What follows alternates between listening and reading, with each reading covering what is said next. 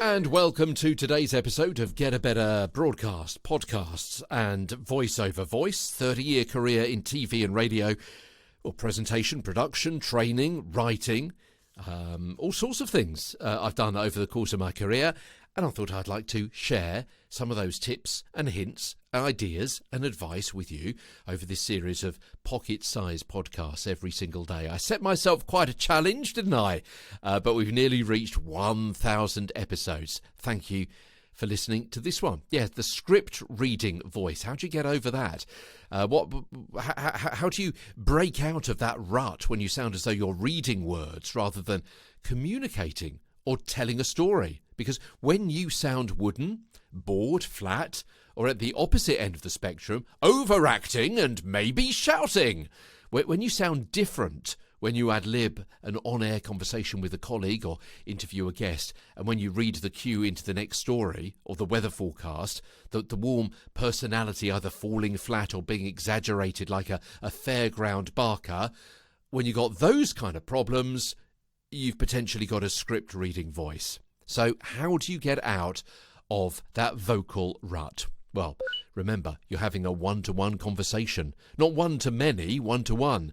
Imagining them sitting in a room with you, just the other side of the desk, may help you in the volume and the tone you use. It's what I've previously called in these podcast episodes, not the point of focus that you might do with your eyes, but the point of vocus that you do with your voice. Episode 343, I talk about that.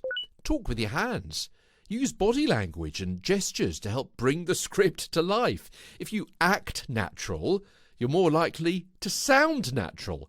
And we looked at that in episode 430 onwards. Know what it is you're reading. That trick is outlined in episode 280.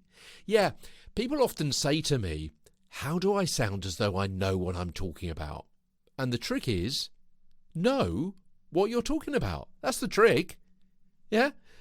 Understand the context. Why are you reading it?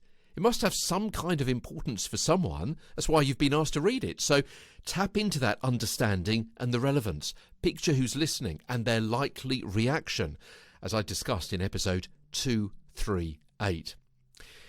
Review what we've looked at before about colouring words, about lifting or subduing the ones that are important or not.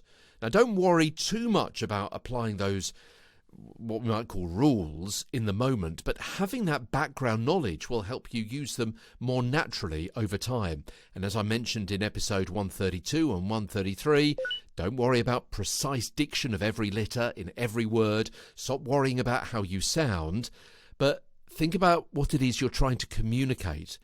Trying and get that message across. Spread that message. Communicate. Reach out and touch someone emotionally, not just with the words, but how you're using your voice to communicate those words. Okay, back tomorrow. Sibilant voice is what I'm going to be talking about tomorrow as Get a Better Broadcast, podcast and voice-over voice continues. From London, I'm Peter Stewart.